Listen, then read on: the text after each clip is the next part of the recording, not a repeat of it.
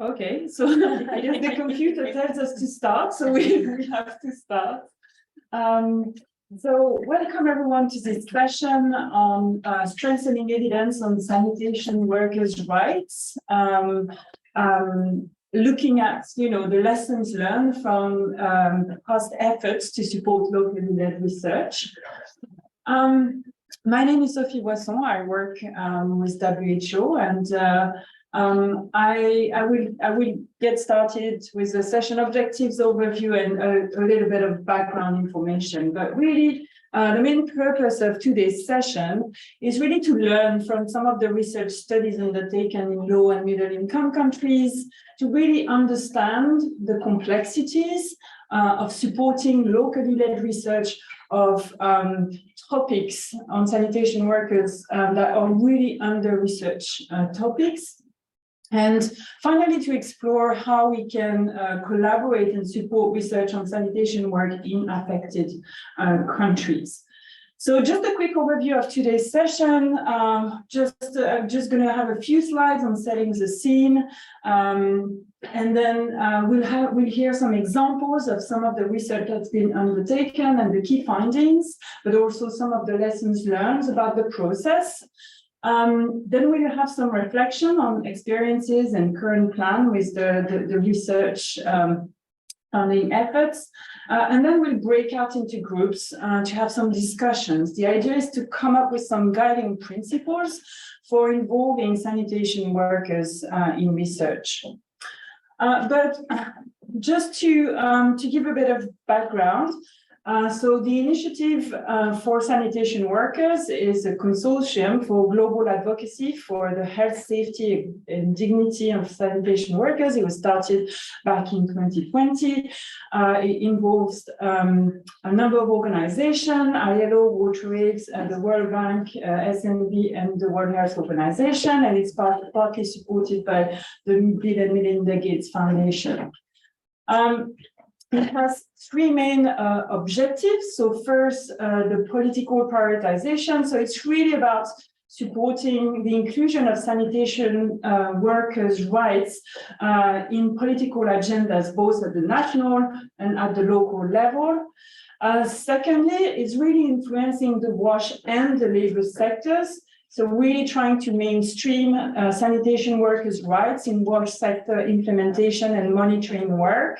But also in initiatives of the labor sector. And finally, the third pillar of the initiative is really looking around knowledge gaps. So supporting research initiatives and products which address knowledge gaps that are critical to improve the conditions of sanitation workers. So just to give the next slide, just give you a quick overview of the ongoing activities. So I won't go into great details, but just to highlight that some of the key activities that are being undertaken as part of this initiative. So it's really about supporting sanitation workers, organization and network, doing lots of capacity building, on leadership and facilitating engagement between the sanitation workers and with local authorities. Mainstreaming sanitation workers' rights in World Bank urban sanitation projects. So really ensuring that there's efforts that support sanitation workers and that they're included in the design of urban sanitation projects. There's lots of studies and looking at the development of toolkits on operational health and safety measures. There's also a lot of effort on engaging with labor sector actors in South Asia. Again, looking at capacity buildings, doing situation analysis, and so on. And finally, the topic of this session today, which is around research. So that includes the development of a research agenda, which was launched. There, you can't see the screen. Sorry, just short technical issues. They can't see. Yeah. Is that better now? Yeah, that's what we want to refine. Okay, thanks. Sorry about that. There's been lots of work being done on developing a research agenda, but also the work around incentivizing research that we'll be talking about today. As I mentioned, as part of this initiative, the idea is to collect case studies, document lessons learned, and disseminate those lessons learned. So really using those as well for advocacy and to highlight the actual situation of and the conditions in which sanitation workers are facing. There was a photo story exhibition that was organized, you could see on the picture. It was organized at the World Water Forum, FSM7, and also at the UN Water Conference 2023. We were hoping to have it at this conference too, but unfortunately it was not possible. But it's very interesting and very moving stories from the workers. There's been a sanitation workers knowledge and learning hub that was developed that includes a lot of resources. It's a repository for all the resources related to the issue, but also a platform to exchange knowledge as well as learnings. So just moving on to the research pillar. So last year here in UNC, there was the launch of this research agenda for improving the health, safety, and dignity of sanitation workers.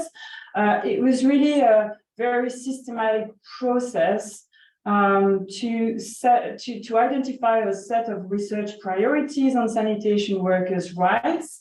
But it was really based on a consultation not only of experts, but also of sanitation workers' representative. And we'll get a chance to, and that has informed as well some of the work around the grants that have been provided to do research on that.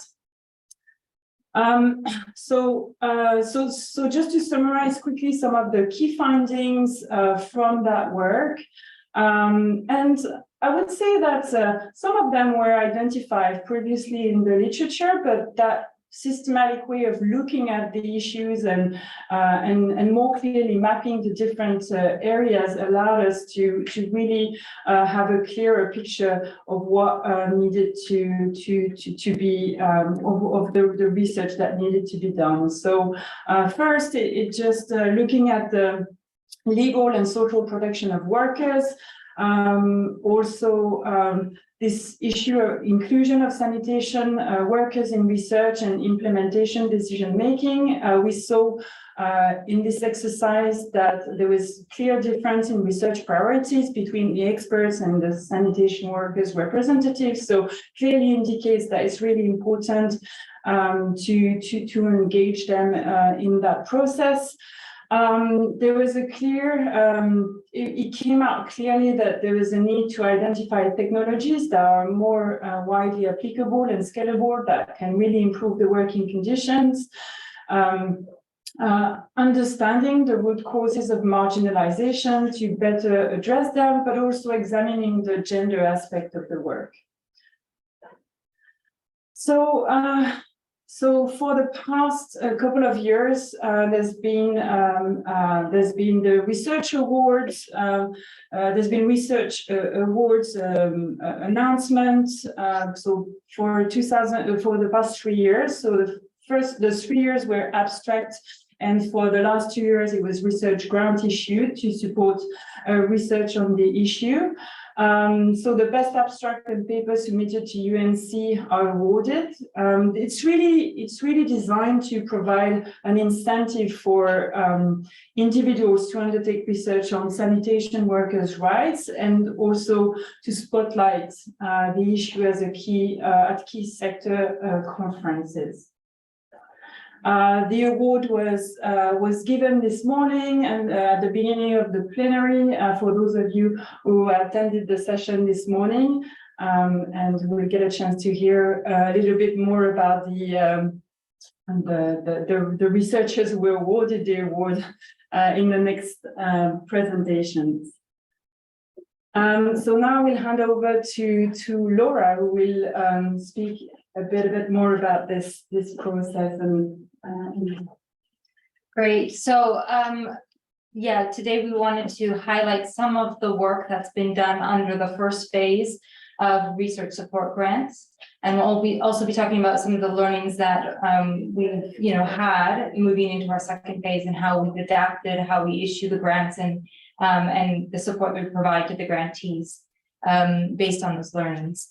But I wanted to highlight here that the overall objective of these research support grants is to support researchers to be able to collaborate, partner directly with workers to address the evidence gaps, to address the challenges that they face day to day in their work.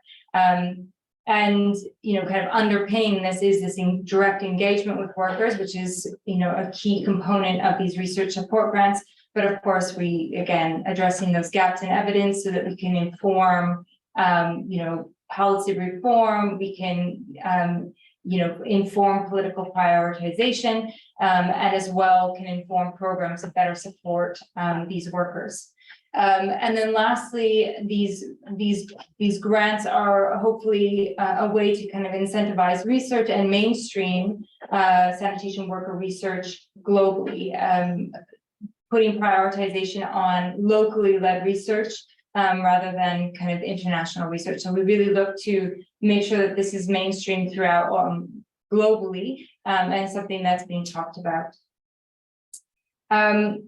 You're not here to listen to me, but so I'm just going to jump into a quick introduction of two of our presenters who are going to be talking about research they did under the phase 1 research support grants. We've asked them to share obviously their research, but also some of the reflections in doing in the process of doing the research, especially engaging directly with workers. Again, this is going to feed into some of the discussions that we have a bit later in the session. So without further ado, I'm going to turn it over to Uttam for you to present your work on the reviewing of transformative model for empowering and dignifying sanitation workers' lives in regional Bangladesh. So over to you, Uttam.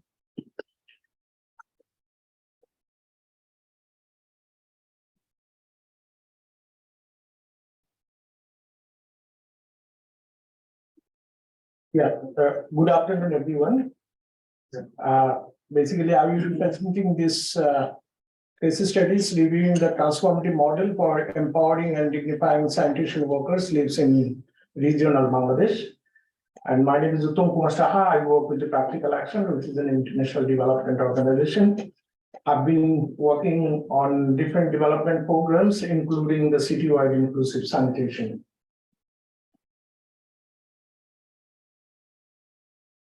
So let me share the background and objectives of this research. You all know that we all are working together towards achieving the SDG target 6.2.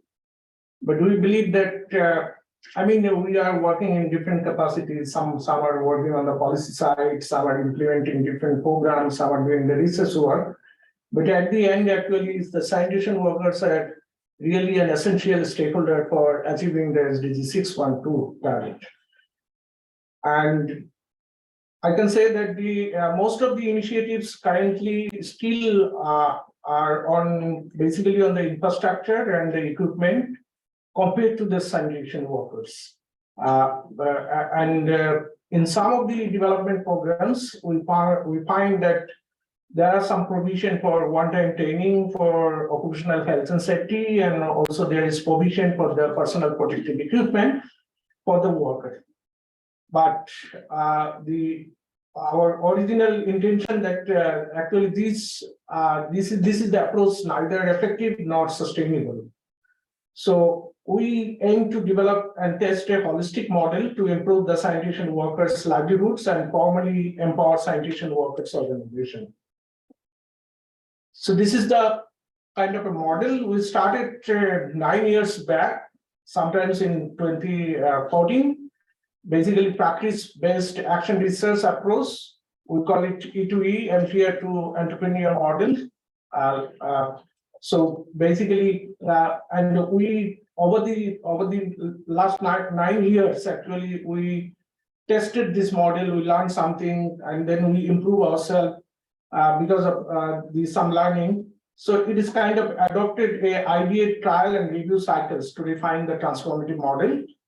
And the model is apart from the review, we particularly also applied some of the tools like the focus group discussion, key informant interviews, workshop, and project reviews that we also adopted.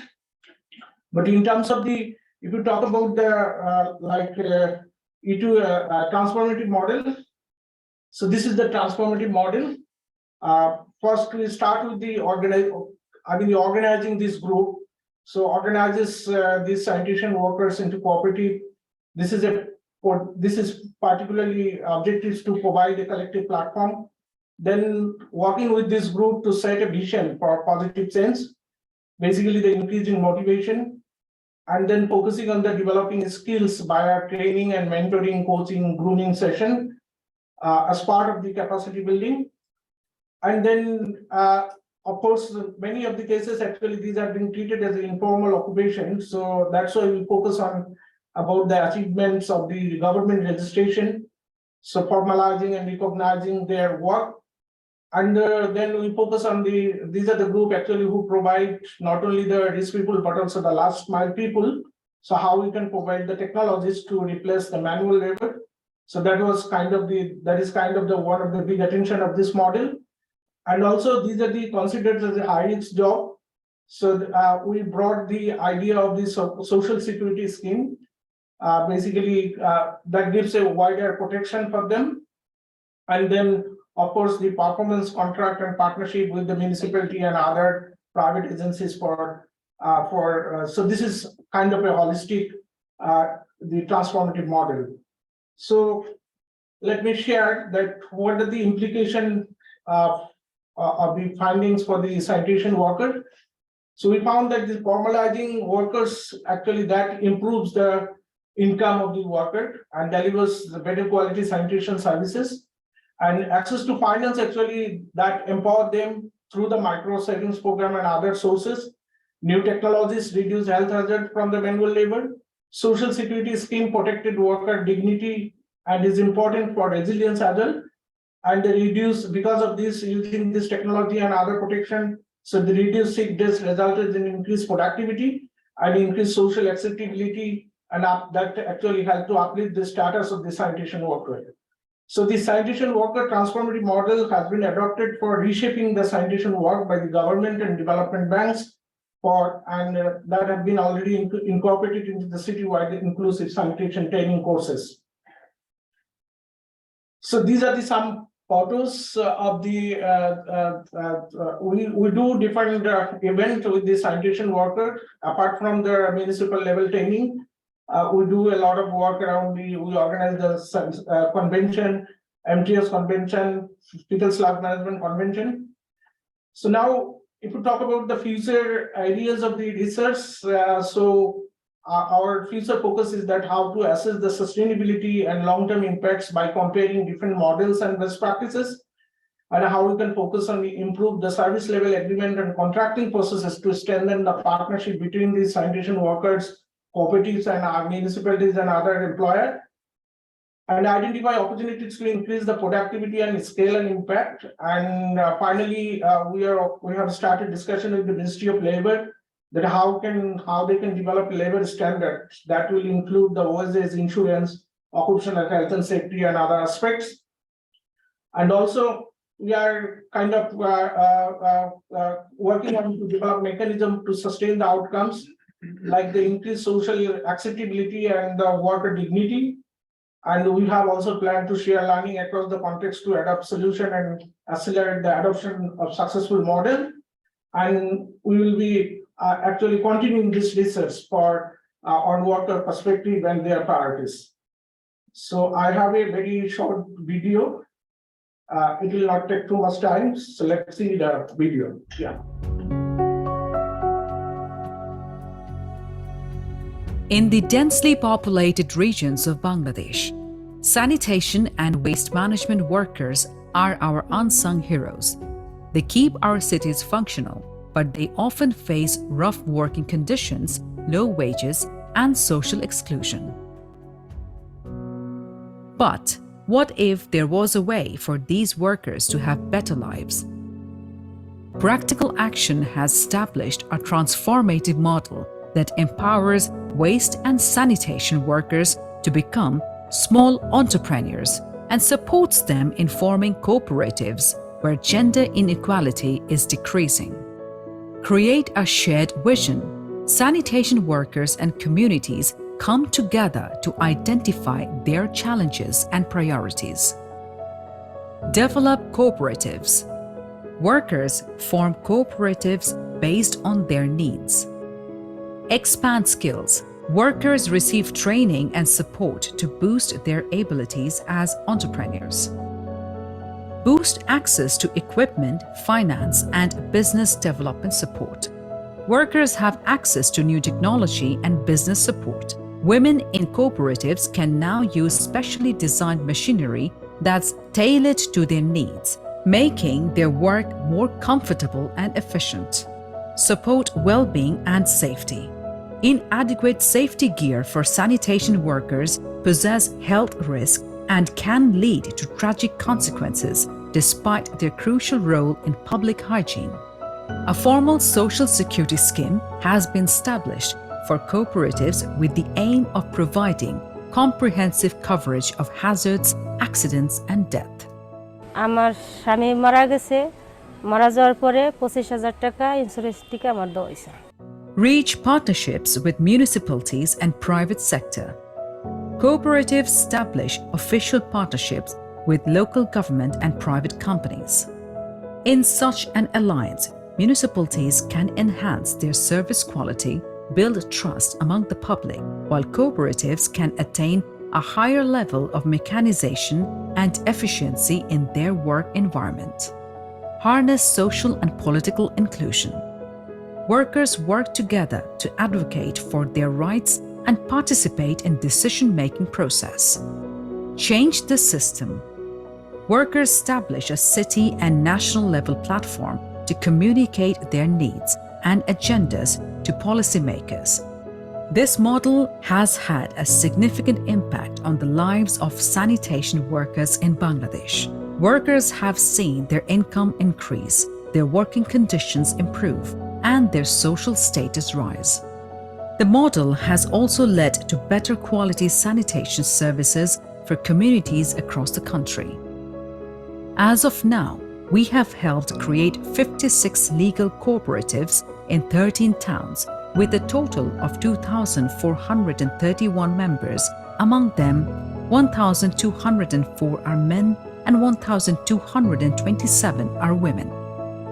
Practical Action is committed to working with the government of Bangladesh to scale up the model and reach even more sanitation workers.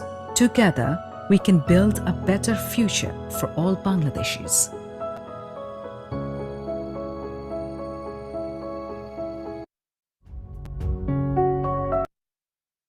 That's all about my presentation. Thank you for listening.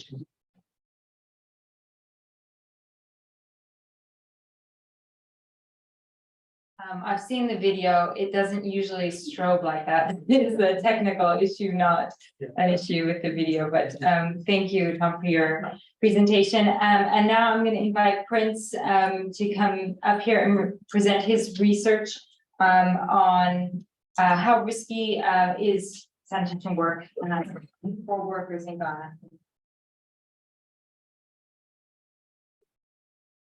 Okay, good afternoon to everyone. Okay, so my name is Prince MPJ, and I'm just fine if you maintain or you just limit it to my first name. Okay, I'm a senior lecturer at the University of Energy and Natural Resources in Ghana. So for me, on Thursday, I will present a more detailed findings of the research. But for the purposes of this side event, I will focus on some of the approaches, the processes, and lessons learned. Then also on Thursday, I will show a 4-minute video documentary that takes you to the field to understand the challenges that these sanitation workers face.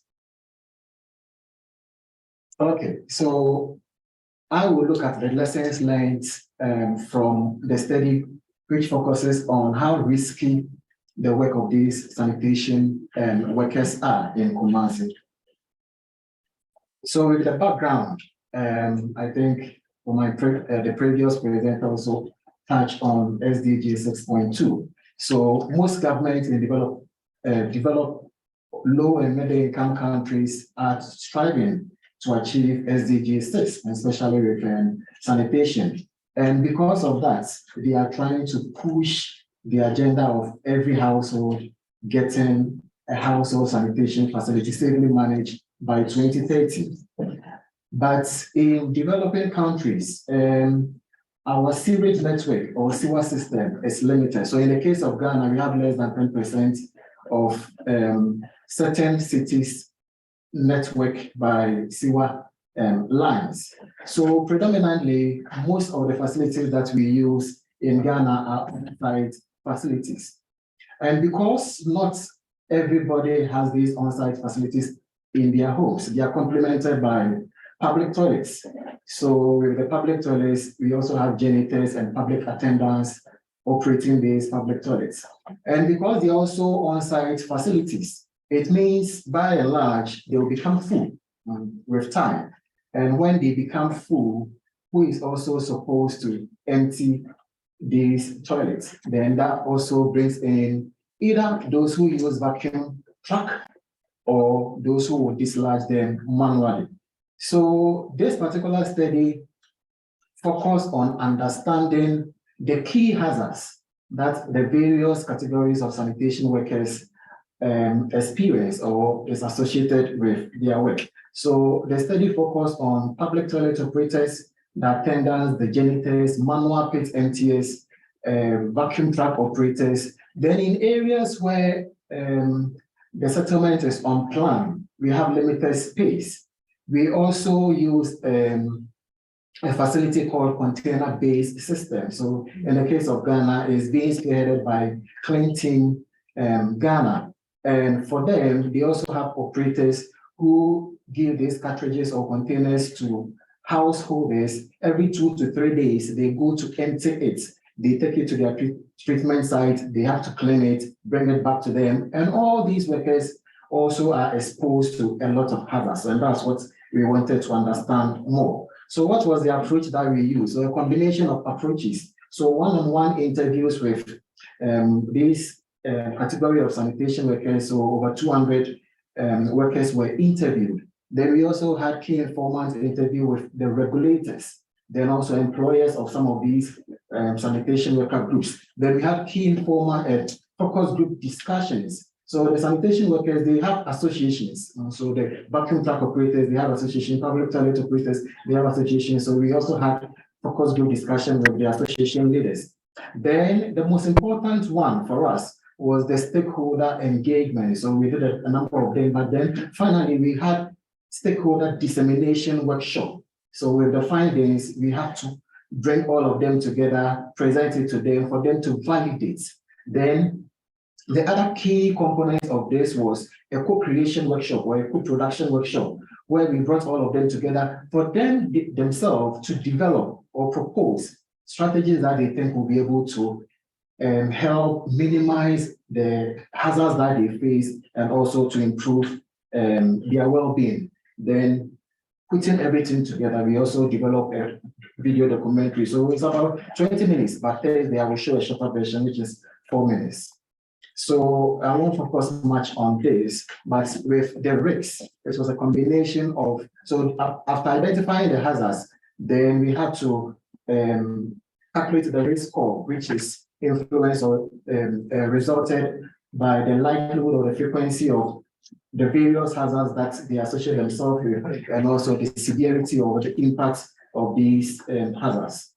So for the risk scores for the various categories, a number of them, but I'm not going to go through, so I'm just limiting myself to the summary. So for the toilet attendants, because they sit down for long, the key risks associated with their work was back pain because of the long duration that they sit. Then with the janitors, it was stigmatization and verbal abuse. So Thursday, when you come out, present more detailed striking findings. Then with the mobile toilet workers, it was infection from inhalation of foul odors. That's the container-based system. Then with the truck drivers, the vacuum truck operators, the key risk was infection from contact with feces, and that one was rated very high. Then they faced a lot of psychosocial hazards. So the video would depict some of them being spoken by they themselves. But this one, I've just tried to pinpoint few of them. So the first one that we are all aware, they experience a lot of derogatory words. So if you watch the video, some of them, they even ask them, do you even eat with your hands, with the vacuum truck operators? Or do you also even eat in the same bowl as others? Those are some of the words, the derogatory words that they experience. Then with toilet attendants, so some of them will even tell them that you can't be a toilet attendant if you are not an orphan. So they just associate it with it's only orphans who can do such work, or it's only the poor who will do those kind of work. Then the clients also misuse the toilets. So they don't care whether it's somebody's duty to also clean it. Because you are paid to clean it, when they go, they visit the toilet, they also misuse it or just use it anyhow. Then these sanitation workers, especially the manual workers, also find a lot of distressing things. And one of them, which was shocking, was that in one instance, they found a dead baby in the pit, and they had to take this dead baby and give it a safe barrier. So a lot of them. So I will just employ you to come on Thursday so that you see how revealing it was. So what are some of the key recommendations from our co-creation workshop? So with the co-creation workshop, we grouped them, regulators were there, the employers were there, manual pets, MTS, truck operators were there, then the public toilet operators were also there. We asked them to list their main challenges. Then with the challenges that they have listed, they themselves should come out with strategies to be able to overcome these challenges. Then they should now limit these strategies to 4. Then they came back together, everybody presented their strategies. Then there was a consensus on which ones that they think, if implemented, it will still satisfy the work of the regulator, it will still satisfy the work of those on the field. So these were the 5 that they reached. Registration of all sanitation workers by the regulator, it gives them some form of identification. Then the second one was provision of a safe working environment by the employers. And we realized that most of them didn't have a contract. They are not necessarily, apart from cleansing workers, who are entitled to medical kind of screening or checkups. Almost all the other category of workers, for them, it's not part of their contract. Even apart from cleansing, none of them actually even has a contract with the employer. So they thought that if the regulator institutes this one and makes it mandatory for the employer, then it means the employer has no choice but to ensure that he goes by that. Then the third one was improve public education and sensitization. This one is in a way to help them get recognition from the work that they do, and also to reduce the stigmatization, which leads to depression and other forms of psychosocial hazards. Then the local authority should develop local bylaws and also institute monitoring and enforcement regime to ensure that it's not only the safety equipment and logistics being provided, but then when they are provided, they are also used, and it should also be adequate. Then periodic stakeholder meetings for information dissemination on innovations, on new things, on regulations, on trainings and other things. Okay, then what are some of the implications? So the dissemination and the video documentary that we had it really brought the challenges of these workers and that prompted the stakeholders to put in more effort on how to resolve the challenges that they face. Then it also gave the stakeholders the same platform to reach consensus on strategies that they think it will work. It gave a voice or platform to the sanitation workers. Then I'm from the university and already reviewed the findings and also the documentary to revise some of the curriculum. So for our department, for example, we have civil engineering, BSc, environmental engineering, and also PhD in environmental engineering and management. And we've already incorporated these findings in that. Then future efforts are now also underway to develop policy briefs to influence the regulator and also the employers.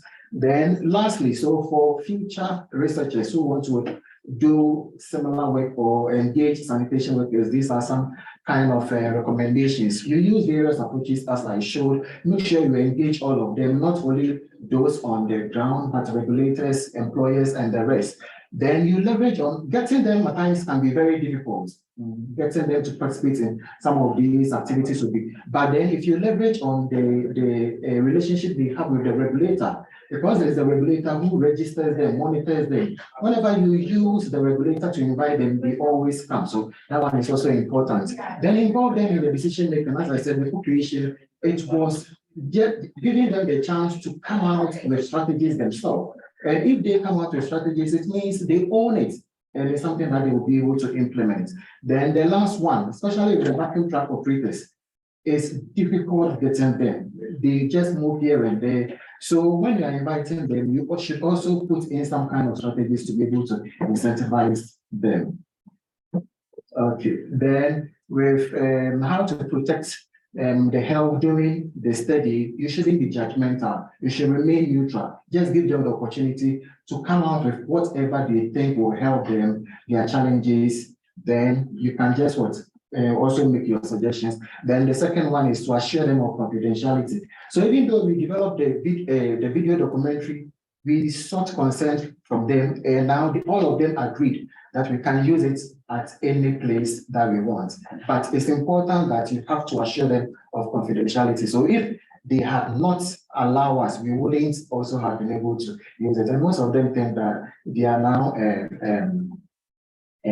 popular, they are, I've forgotten the word to use, but they've now become famous. So they are celebrities now because of the video documentary. Thank you very much.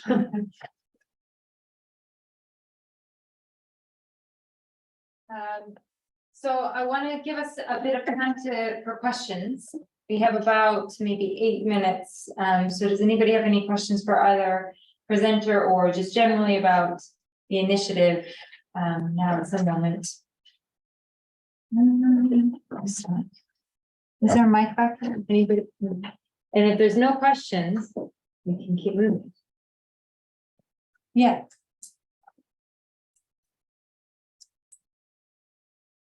Thank you very much. Thank you very much for the two very good presentations. I've got a question for Dr. Prince. You did mention that the sanitation work advantage to be registered or recognized by the regulator. There are various regulators, but you did not mention which particular regulator you're actually referring to. Is it the PURC? Yes, thank you.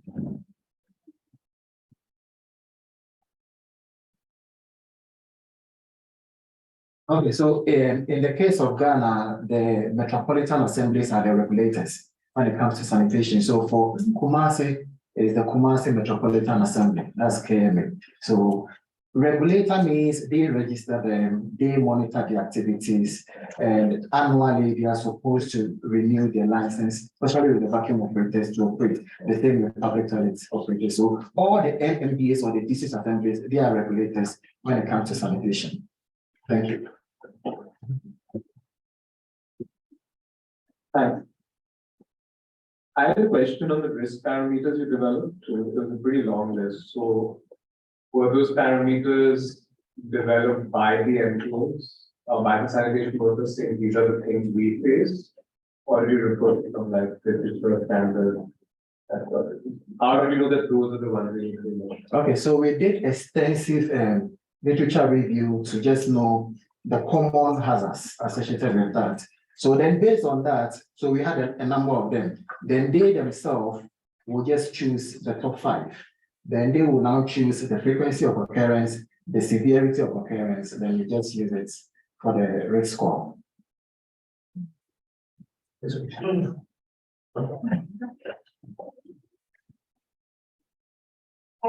I'm Claire Furlong from Radio Gal. I was wondering if both of you could comment on, you both highlighted the importance of PPE. And I was wondering if you could both comment on anything you've done to ensure the sustained use and the availability of PPE, because sometimes the supply chains are not there, and sometimes the actual quality of the PPE is not very good. And also, if you've got women in your workforce, sometimes it's actually not designed for women. So anything about PPE would be really interesting. Okay, so in terms of percentages on the provision of PPE, so in the case of this study, about more than 70% of them reported that they are provided with PPEs, but it was predominantly by the Clinton organization, because that one is more formal. Then in terms of the usage, there is some kind of weak monitoring from the regulator. So it's as and when they want. With the manual kit MTS, none of them was actually using it. And that one, their reason was they couldn't really afford it because the money or the salary or the income that they get from the work is not really sufficient, that they have to also even depend or use some of them to purchase PPEs. Yes. You spoke about gender. I was just wondering about the Bangladesh situation where there was practically 50% women, 7% men in your sanitation workers, and the availability and the appropriateness of PPE for women.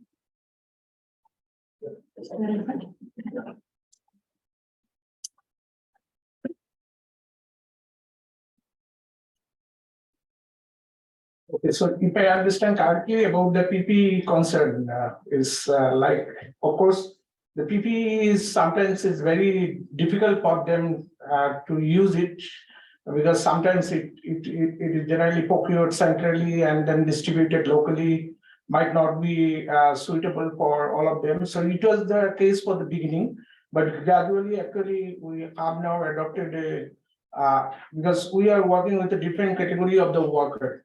And also they have different needs. So considering their needs, actually different size of specification and different sizes that have been actually made, and also the local production system. We have also worked with the local supplier and also the local manufacturer who can support them in terms of the emergency of the delivery, and also like if they face any problems, so they can actually change it. So that kind of the local market system development approach we adopted.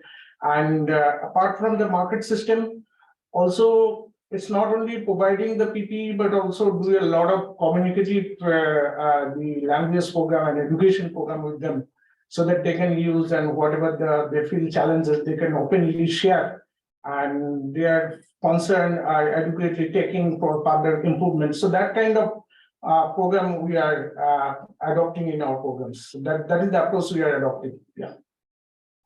I also have a question about the Bangladesh program. So I noticed you said that you train entrepreneurs to go out and do this kind of work. We had done a similar program for sanitation marketing where we train entrepreneurs, but over time, the concept of being a business owner was, despite even our trainings and everything, was too much so that they preferred to return back to their previous form of work. So I was curious, did you see something similar in your program where you had trainees for entrepreneurs, but yet they didn't complete the program, or they chose to go back to the former work? And if so, how did you combat that?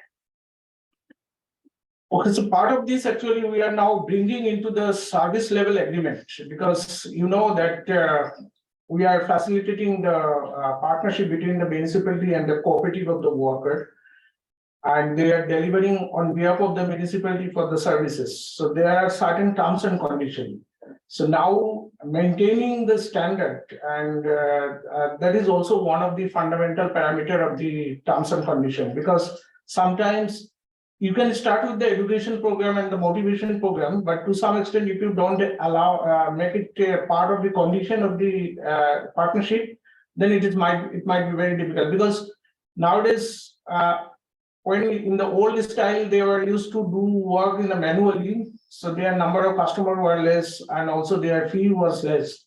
Now they are using the technology, so they are getting more income. And the incomes are also linked with now the service level agreement, and part of that is also the occupational health and safety standard practice. So in this way, actually, we are addressing this. Yeah. I think that's all we have time for questions, but the good thing is, I'll speak up here.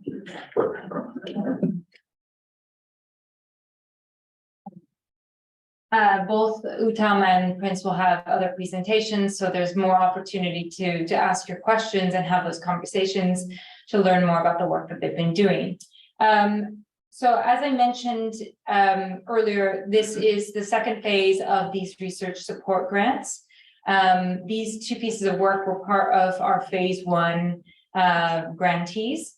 In our first phase, we had a pretty open call for proposals, and it included institutions as well as individuals, and there were 13 institutions and 12 individual graduate student grantees. One of the things that we saw, and this is not necessarily a bad thing, but was the focus in that kind of first round of grants. The focus of the research tended towards the kind of technical PPE solutions, and I think a lot of research has come out on the topic, showing that there are other areas of focus, including things like social protection, the importance or impact of association, financial security. So one of the things that we were trying to do in our phase 2 is to really look more broadly at the different challenges that affect sanitation workers, and a lot of that came out of the sanitation worker research agenda. And then the other thing that moving into phase 2 that we wanted just to re-emphasize as being important was this engagement with workers, you know, the agency of work in the research itself, rather than them as subjects of research. So as we looked back at kind of our phase 1 and moved into phase 2, we did restructure things slightly to make sure that we were prioritizing the partnership, and we were prioritizing the real challenges and the gaps that were, you know, knowledge gaps that were facing sanitation workers. To do this, we established a short list of broad themes that were based off of the WHO research agenda that had a lot of work that went into it to come up with the different lists. And I don't know if you were in the plenary this morning, but there was, if you do see the research agenda, you'll see that, you know, sanitation experts and sanitation workers came up with different priorities in terms of where the gaps are and where the need is. And I think that's something that's important to recognize, and something that we wanted to bring into our phase 2 grants, is to really think about that balance between what we see are the issues versus what really affects workers in their day-to-day, and also make sure that we're prioritizing their needs as well, or what they see the needs are. To do this in this phase of research support grants, we started instead of starting with a call for proposals, we started with a call for EOIs that was put out for worker organizations to basically reflect on that list of research themes and take and customize those into questions that they believe reflect their context and the challenges they face. And then based on the top EOIs, then we opened a call for proposals that went out to research institutions to then think about how would you approach these questions that workers are putting out there. And so that's really the key difference between phase 1 and phase 2. We are going to be talking in a couple minutes about how to continually improve and what are those best practices, and Antoinette will be leading that discussion. But before we go into that, I wanted to share about the upcoming work that you can expect that's being supported by ISW research support grants. There were 4 grantees in phase 2. All grants were between research institutions and worker organizations. The first is IT Buit with Bandampoli and Kalaro cooperatives. And the focus of that research is, what has been and continues to be the impact of sanitation workers, cooperatives on worker livelihoods, and how can they be more effective improving sanitation workers' lives. The second grant is for the Department of Water Resources and Engineering of the University of Dar es Salaam, and they're doing it in partnership with the Center for Community Initiatives. And they're going to be working with Arusha Depot Group, a workers association in Tanzania. And the focus of that research is what is the nature of financial security in manual emptying sanitation work, and what feasible solutions exist to improve financial security of sanitation workers. And then the final 2 are with Urban Action and Initiatives Lab, Makerere University, alongside Brilliant Sanitation Limited, which is a company based in Kampala. And their topic is what are the intended and unintended consequences of sanitation workers formalization and the visibility and enrichment in Kampala City, Uganda. And then finally, the last grant was for the University of Zinder in Niger. They're working alongside, I'm not going to say it in French, I'm sorry, my pronunciation is terrible, but it's FBV, which is an association of workers in Niger. And the focus of their research is what is the impact of associations on sanitation workers. So there's a lot that's going to be coming out of these research support grants. Stay tuned. These have just been issued, so the work is just being started. But yeah, it will be interesting to see what the findings are. And before we get into the discussion, I think one of the shames of these conversations, and one of the things we are obviously trying to shift, is the direct engagement with workers.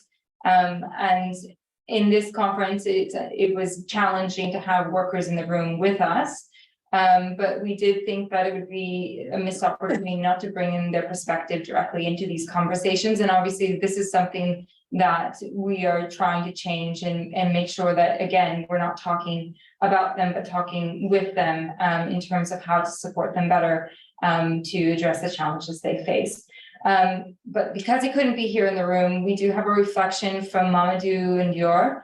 Mamadou is the secretary in charge of capacity building with the Pan-African Sanitation Actors Network. And we asked him kind of what he sees are the needs in terms of research and the challenges that he sees in terms of basically taking research into action. So it's a very short video, but oh, and I should say this, that this was a video. He had wanted to be here. We tried to get him here. This was done on Sunday, and he is in transit, so you will see him transferring from train platform to the train. So you'll have to, he's a busy man. Oops.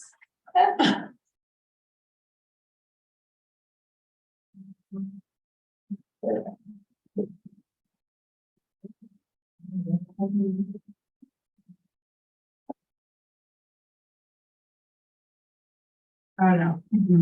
Oui, moi je crois que pour répondre à cette question-là, je crois que naturellement, ça s'est toujours passé comme ça. Et, moi je crois que les chercheurs ont tout le temps contacté, sont tout le temps venus vers les travaux pour comprendre un peu ce qu'on est en train de faire. Mais ça a été fait entre peut-être, disons, les chercheurs directement avec les travailleurs de l'assainissement. Mais aujourd'hui, moi, je crois que APA doit formaliser tout ça. Et cette formalisation-là, ça va commencer par aujourd'hui essayer de voir comment gérer un peu les données au niveau de notre secteur. Nous avons déjà anticipé, Adama, parce que si tu vois bien, on est en train de signer un MOU avec l'Université d'Houphouët-Boigny et l'Université de Dakar. Et l'objectif aujourd'hui, c'est vraiment de lier la recherche au développement. C'est-à-dire, mais il faut partir aujourd'hui des travailleurs de l'assainissement. C'est-à-dire, il faut faire des enquêtes, il faut comprendre leur travail, etc. Et c'est dans ce sens-là que nous, on est en train de voir comment organiser vraiment ce link-là entre ces chercheurs-là, l'université, et les travailleurs de l'assainissement. Ils font tout le temps des enquêtes, ils vont vers les travailleurs de l'assainissement. Je crois que même cette semaine, j'ai reçu une étudiante qui faisait sa thèse sur l'assainissement et qui a fait beaucoup d'enquêtes, qui a demandé beaucoup de questions aux travailleurs, aux vidangeurs, au travail de l'assainissement. Et moi, ça devrait commencer par là. Comme ça va permettre aux chercheurs de mieux comprendre. Yes.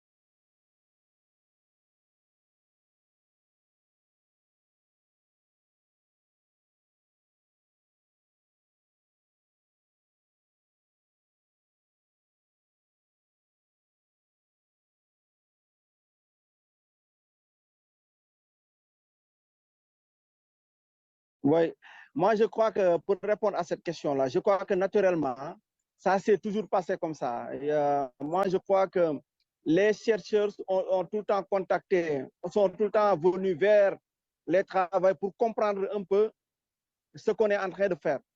Mais ça a été fait entre peut-être, disons, les chercheurs directement avec les travailleurs de l'assainissement.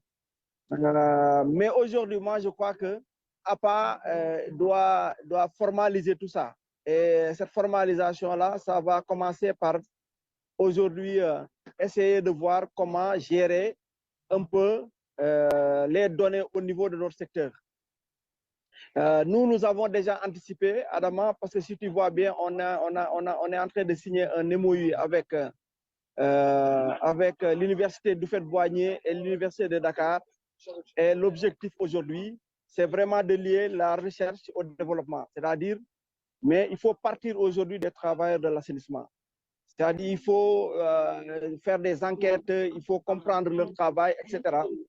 Et c'est dans ce sens-là que nous, on est en train de voir comment organiser vraiment ce link-là entre ces chercheurs-là, l'université, et les travailleurs de l'assainissement. Ils font tout le temps des enquêtes, ils vont vers les travailleurs de l'assainissement. Je crois que même cette semaine, j'ai reçu une étudiante qui faisait sa thèse sur l'assainissement et qui a fait beaucoup d'enquêtes, qui a demandé beaucoup de questions aux travailleurs, aux vidangeurs, au travail de l'assainissement. Et moi, ça devrait commencer par là. Comme ça va permettre aux chercheurs de mieux comprendre, disons, la problématique, les problèmes que rencontrent ces travailleurs-là, de mieux comprendre la problématique du secteur pour apporter des solutions ou bien pour faire des recherches pour voir comment aider un peu ce secteur-là dans le cadre de la recherche. Mais recherches, ils ont tout le temps fait, mais le problème maintenant, c'est comment développer la recherche, comment concrétiser cette recherche-là au niveau effectivement de la qualité du travail que fournissent les travailleurs. Donc, moi, je crois qu'il y a eu toujours ces enquêtes-là, il y a eu toujours les chercheurs qui viennent vers les travaux pour comprendre. Mais jusque-là, c'est la concrétisation de tout ça qui reste. Et aussi, il faut formaliser tout ça. Moi, je crois qu'il faut qu'on travaille dans un cadre formel, bien défini, avec des programmes, des projets, vraiment d'interaction entre ces chercheurs-là et les travailleurs de l'assainissement. Mais APA est dans cette optique. Et comme j'ai dit tantôt, c'est pourquoi aujourd'hui, on ira vers ces chercheurs-là Avant, c'est eux qui venaient vers nous, mais aujourd'hui, nous, on va aller vers eux et les exposer tous les problèmes qu'ils ont et d'attendre des solutions.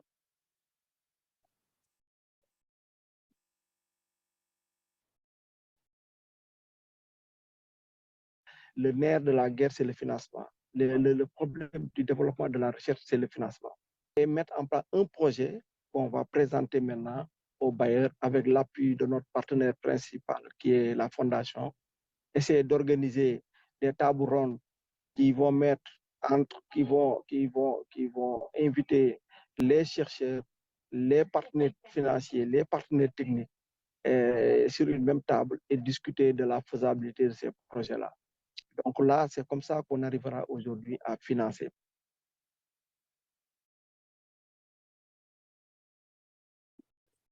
Oui, aujourd'hui, je lance un appel vraiment aux chercheurs. Je lance un appel aux chercheurs parce qu'il est important aujourd'hui que ces chercheurs-là se rapprochent davantage du secteur de l'assainissement. Parce qu'il y a beaucoup de défis à relever. Okay.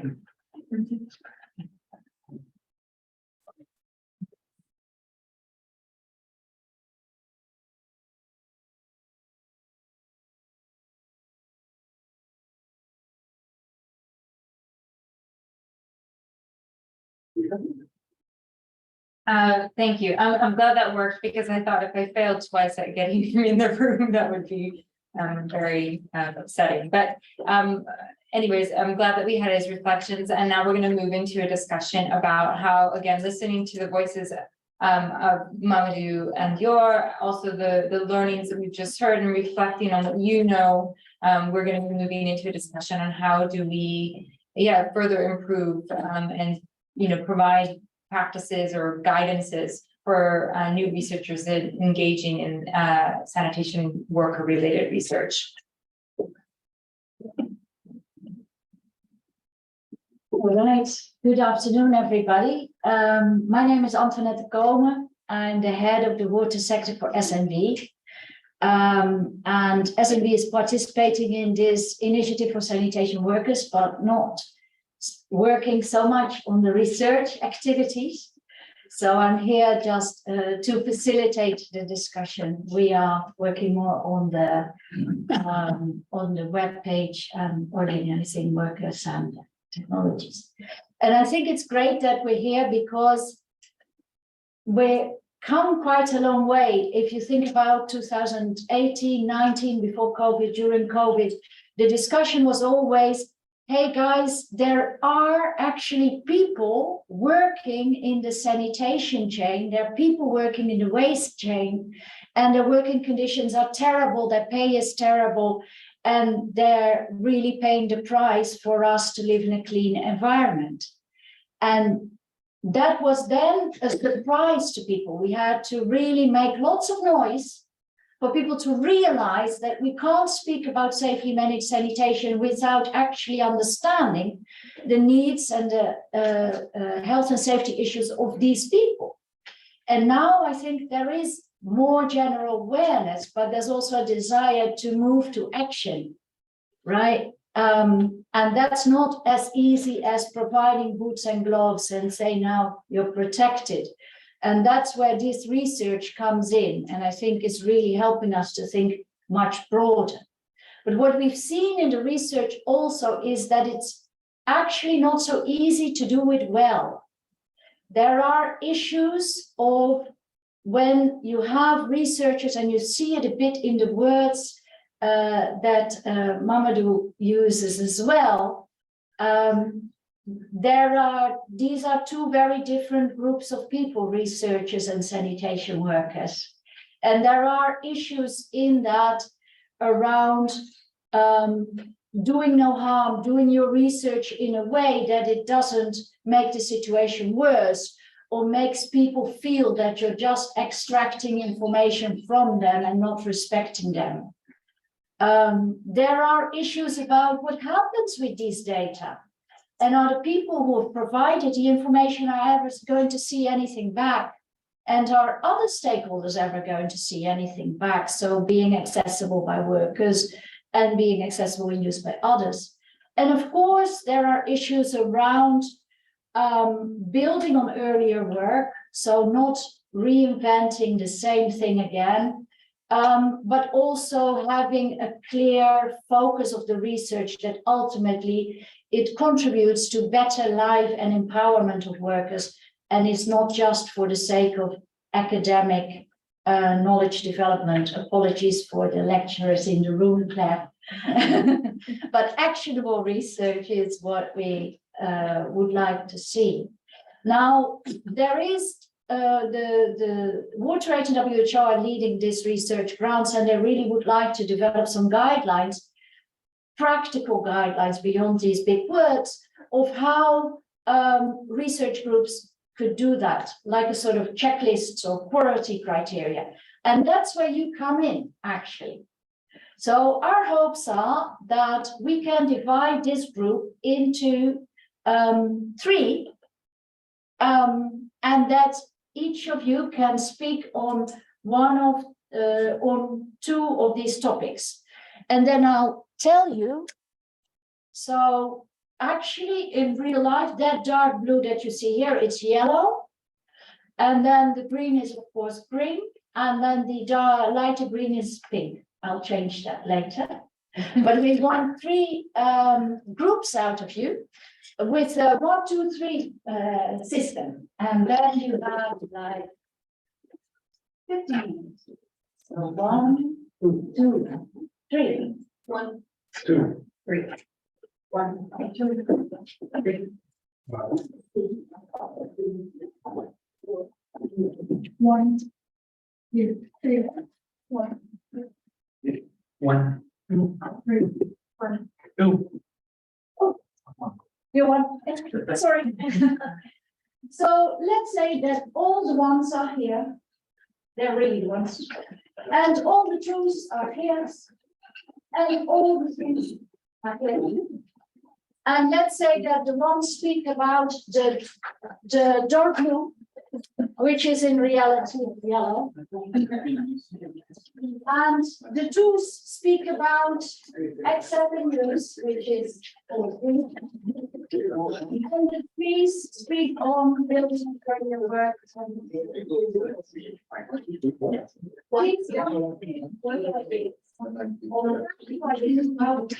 All right. That's from 1, you guys are speaking about 1 and 2.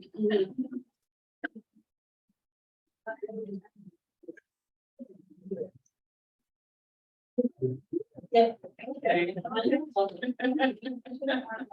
I love this. Yeah, great. 2.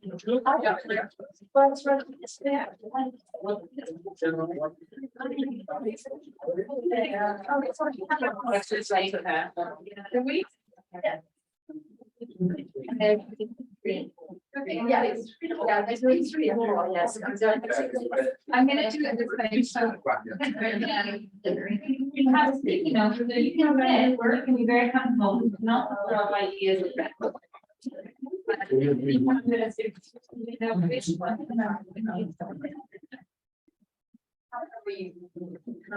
And then.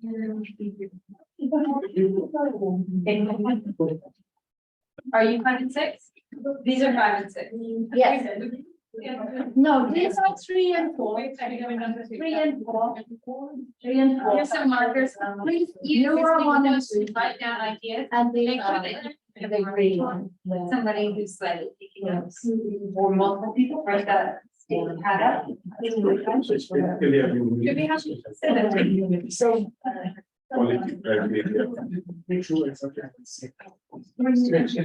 Yes, so you have. You can just go ahead. Always too much about. Can you tell us what you mean by example, you by the work and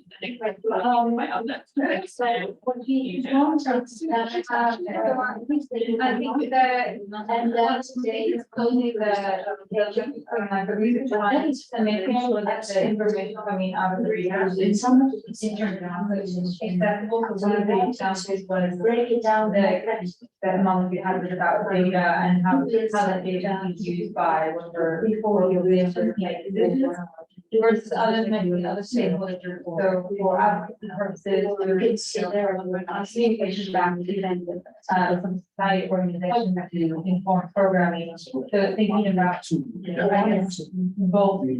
The worker is separate and then what other kind of practices might be in place to make sure that.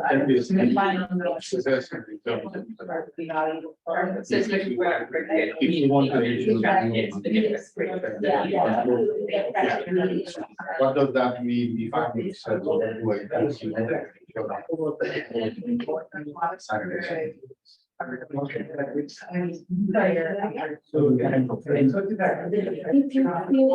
Too abstract. Maybe based on the types of examples that you can see. Appropriate dissemination that is or that they use by the but I think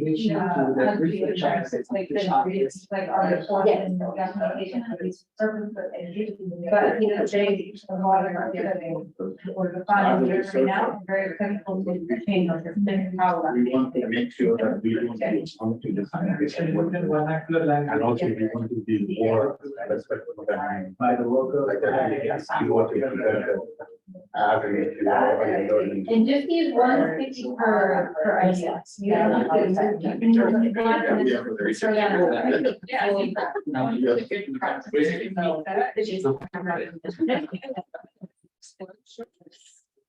have people that in one reason to tell them about the idea that I got from you guys now.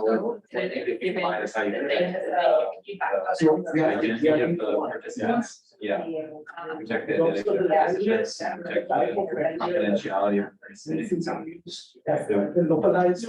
you can't ever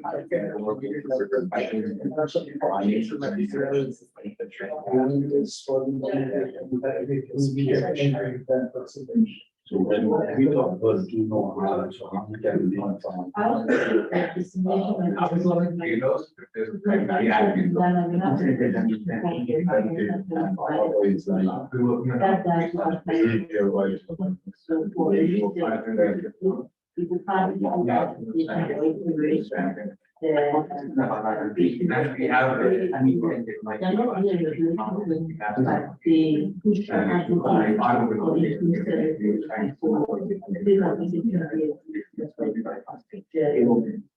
think you're definitely trying to implement very well. And it's really nice. Like, one group is full, but then you've got other groups within country or within.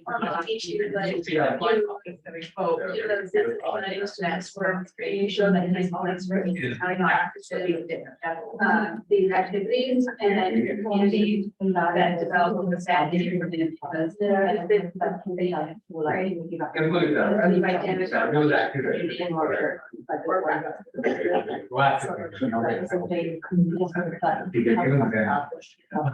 because we're coming off it, but I want to get happening. Yeah, like. part of the. Doesn't do that kind of with stuff done, like. I think that's awesome. Such questions, but. Just about all of what we're trying to then we were there. But then also using them as a way to communicate that. Relates their ability to read words as we just. Yeah. And so only this. Entire process like the same. And the last thing we want is the research to perpetuate stigma or dynamic that overall we're trying to break. So even though the intention is good within research, but there are that discussion is. If we have to look at that one. Like, make sure that through the methods, through the way we engage, we're not reinforcing dynamics. And then You recognize the culture value. You show your way to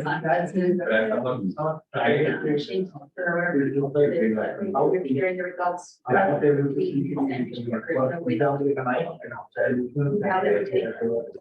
the work is illegal because there is no treatment plan. I have published it in all the area because their work has kind of been there. City regulation, every other thing that in the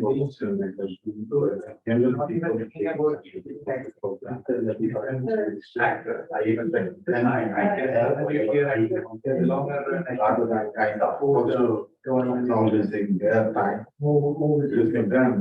And giving 2 hours of meals. Yeah. Different from something. Finding significantly criminal. Very carefully. We are also. There's a policy. That's nice for you to be here's what they do. And the way then that you're able to talk about that you're not directly influenced by that. And it's also Sometimes information that the researcher would desire, so is so problematic, documented, documentation is category. We work with a number of community-based organizations.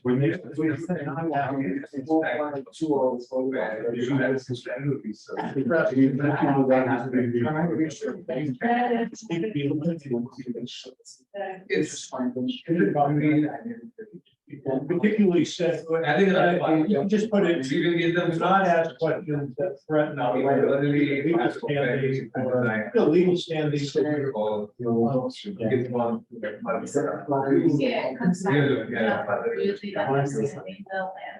I would think the last month that I would question the last. How many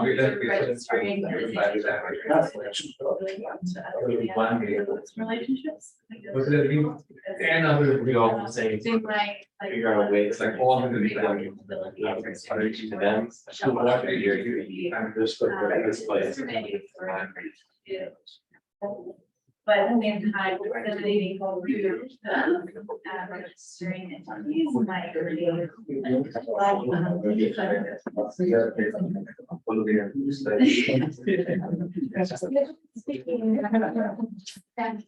one. Yeah, I don't know how I'm pen, but just. I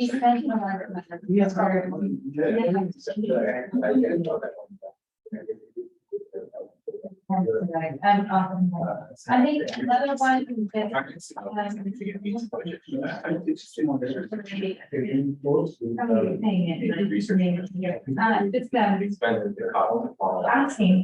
asking how things really disseminated in a way, like I think having those conversations in terms of appropriate modality, like what way you want information back and how even before we start use and how we make it useful.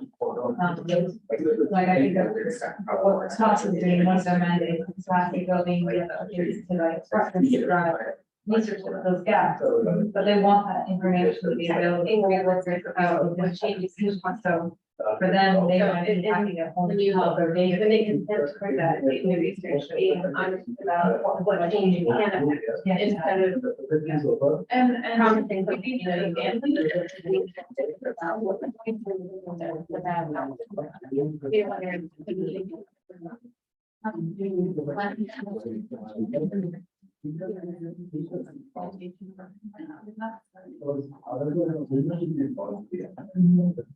know, About like, the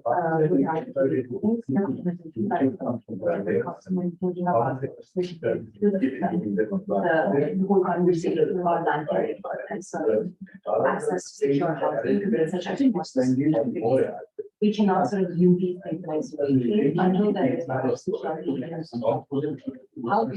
housing, there is going to be options, like surroundings around like access to libraries. And those conversations that will happen in like, tandem, they cannot sort of offer in like basically. And I think, I mean, your point where you were talking about like, we cannot sort of, talk about the research because they're interchangeable. They want to use the problems because they don't have. And yeah, such an important topic, and I think the way to sort of tackle this through like community-based housing and some affiliation that's an integral part about like this as well. I mean, I think that's the main down for the elimination, like being more broadly about stakeholders. How did you make stakeholders are I think I agree that a lot of it's funny because on cash and to fix the problem of litigation and they're thinking about where the other days which are workers to address challenges or other ways and other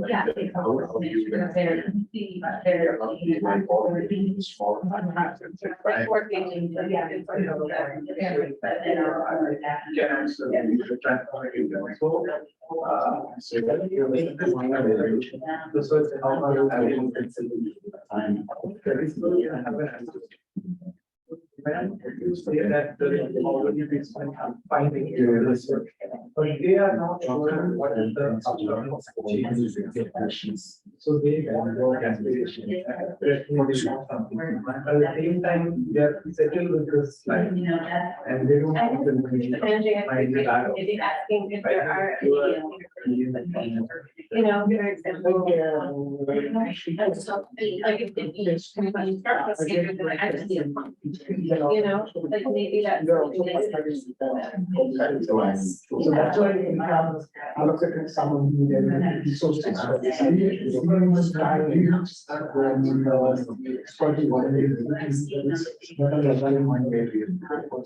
Also like in terms of there are already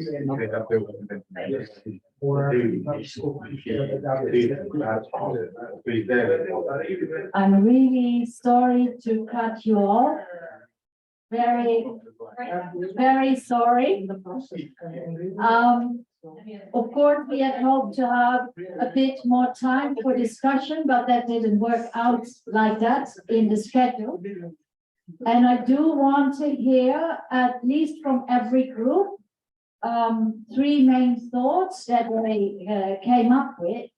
This is the first, just to also manage sort of the expectation. This is the first step in this, in creating a more formal checklist that can help researchers in this grant, but maybe also in others. Yeah. So I would like to invite you. I don't know which group wants to go first. Yeah. Three topics, three elements. Okay, so group one, I think you need to. we handled the first two. That's do no harm and also respect and meaningful engagement. And we did not summarize it, so I have more than 3 pages. So the first one protects their confidentiality. Research findings, we should ensure that research findings do not kick them out of business. We engage them from planning to the end, including dissemination of findings. Then we provide them with a platform to hear their concerns. We share our results with them. That's the first one. Then the second one, incentivize or compensate for their time, respect their time, or choose an appropriate place. That's them. Budget for their time. Be realistic and manage their expectations, and involve them in decision making, and allow them to also tell you of their basic needs. Thank you. Very interesting. Thank you. Yeah, and happy that you didn't keep to only 3.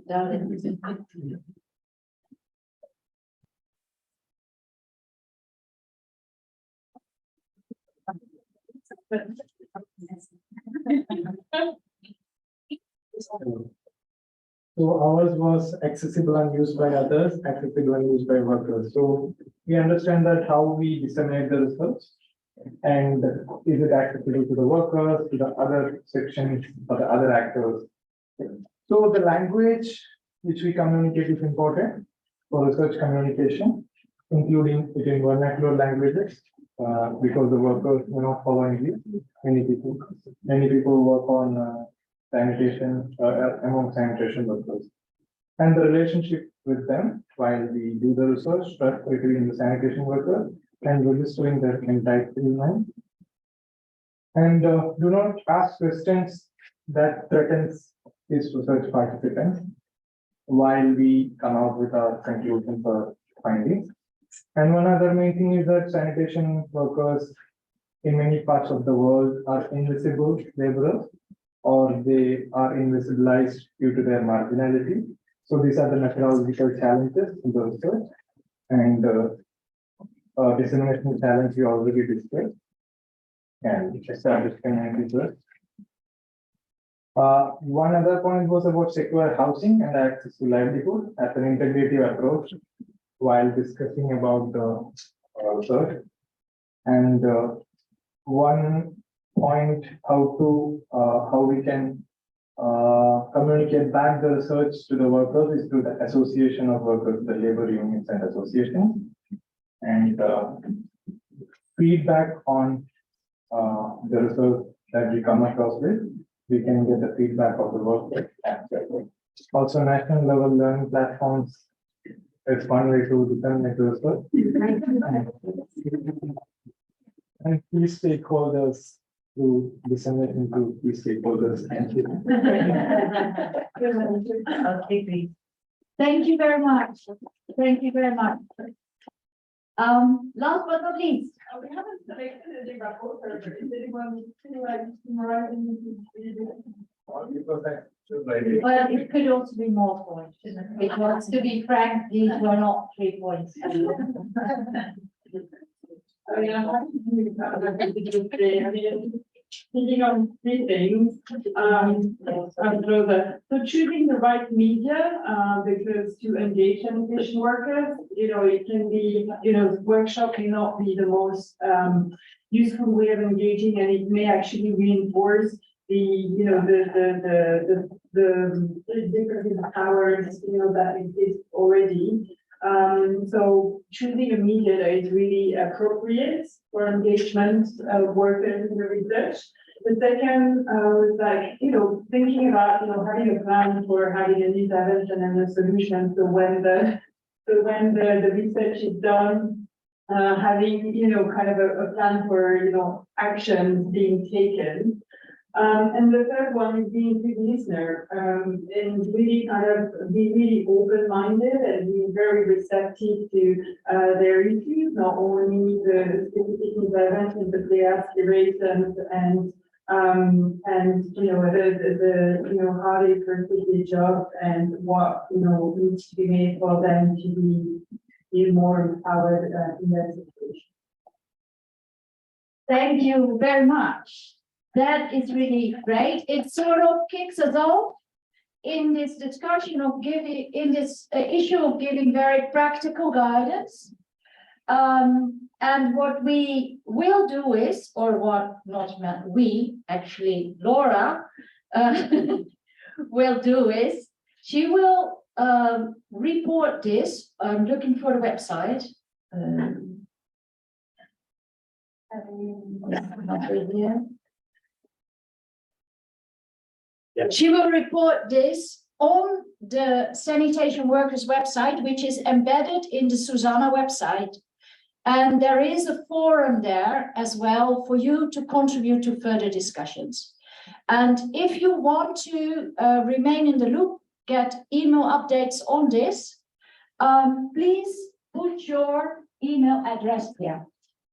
And I have actually orange or purple for you. Thank you very much.